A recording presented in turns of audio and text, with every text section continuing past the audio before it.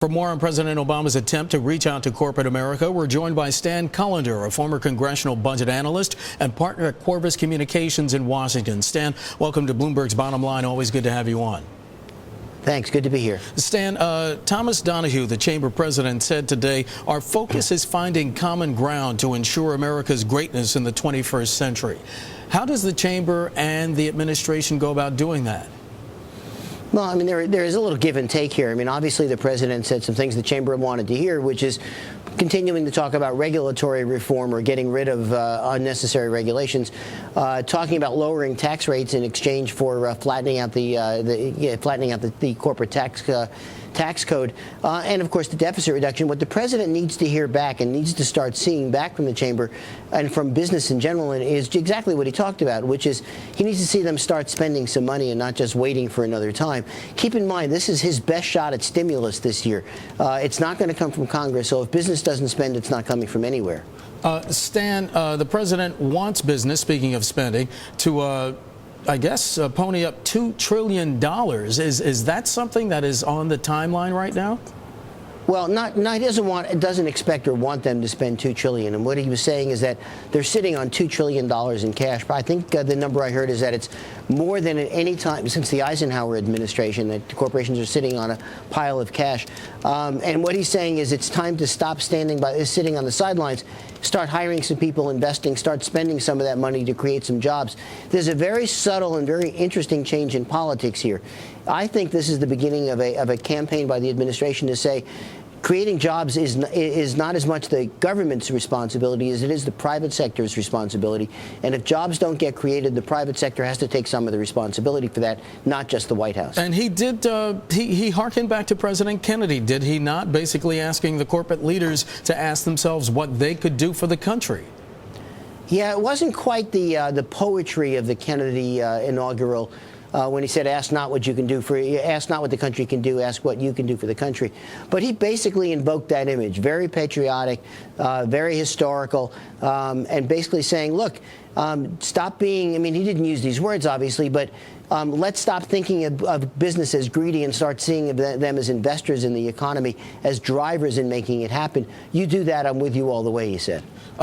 Stan, talk to me about what the president has done in terms of his outreach to the chamber, because as you well know, there was that time during the first 2 years of the Obama administration when it was a constant back and forth between the White House and the chamber, charges and countercharges. Has that smoothed over at all?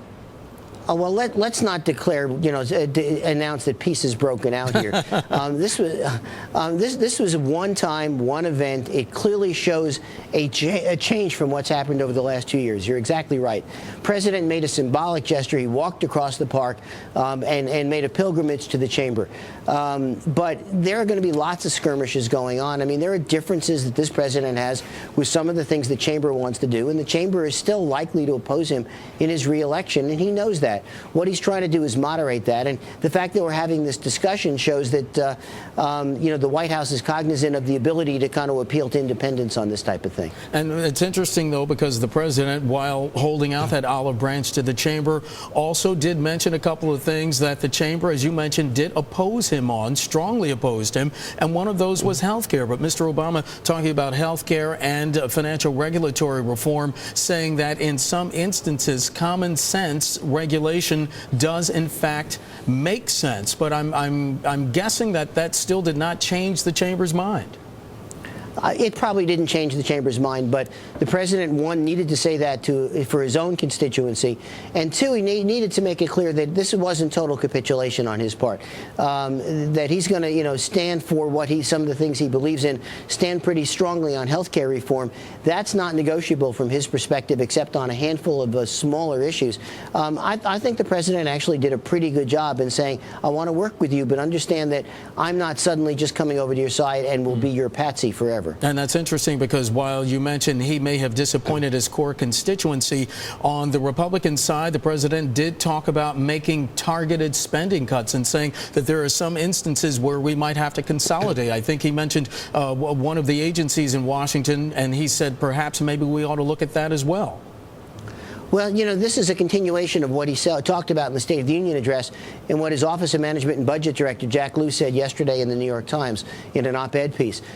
Clearly, the administration is going to be talking about reducing some sort of spending, that with the economy starting to grow, it's time to start paying attention to the deficit again. We'll see where the chamber really comes out on that, because a lot of their members make money from working with the federal government. Those cutbacks are going to hurt business as much as anyone else. Stan, in our last 30 seconds, is anything realistically going to get done about the tax code? The president mentioned that today as well.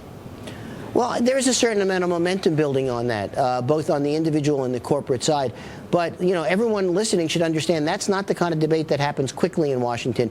It may start this year, but it's probably a 2-year or even a little bit more debate before we start to see real legislation move forward. Stan Collender of Qorvis Communications joining us from Washington. Stan, it's always good to have you on. Thanks so much.